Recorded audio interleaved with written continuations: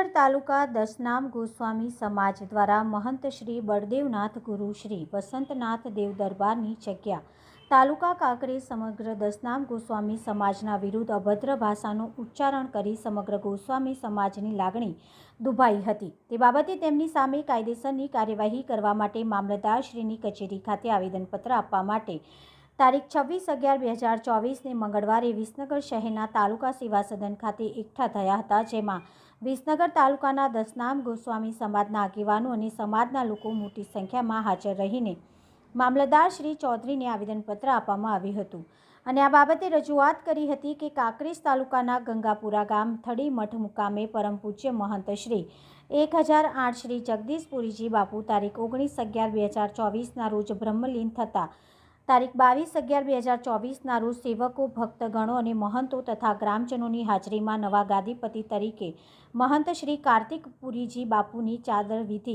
કરવામાં આવી હતી। કોઈપણ સંત મહંત શ્રી દેવલોક બ્રહ્મલીન પામે તો તેમના સેવકગણ, સંતો અને ગ્રામજનો દ્વારા પાલખી યાત્રા કાઢવામાં આવે છે, પરંતુ અહીં તો માત્ર ગણ્યા ગાંઠ્યા લોકો દ્વારા સંતો મહંતોની રાહ જોયા વિના અને પાલખી યાત્રા કાઢ્યા વગર સમાધિ આપવામાં આવી હતી। દેવ દરબારની જગ્યાના મહંત શ્રી બળદેવનાથ દ્વારા સમગ્ર દસનામ ગોસ્વામી સમાજ વિરુદ્ધ અશોભનીય અને અભદ્ર ભાષાના ઉચ્ચારણો દ્વારા વાણી વિલાસ કરતા આજે એ વિરોધ કરવામાં આવ્યો હતો અને આ અંગે વધુ માહિતી સમાજના આગેવાનો દ્વારા આપવામાં આવી હતી। રિપોર્ટર પ્રકાશ સોની, DT ન્યૂઝ લાઈવ 24 વિસનગર। અમે મહેન્દ્રગીરી નટવરગીરી માજી પ્રમુખ વિસનગર તાલુકા દસનામ ગોસ્વામી મંડળ।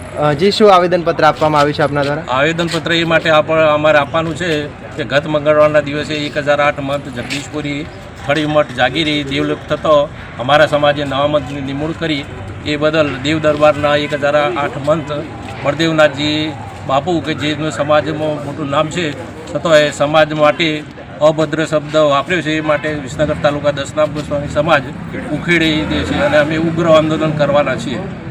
જી, કોને આવેદનપત્ર આપવામાં આવ્યું છે? મામલતદાર શ્રીને વિસનગર આપવાનું।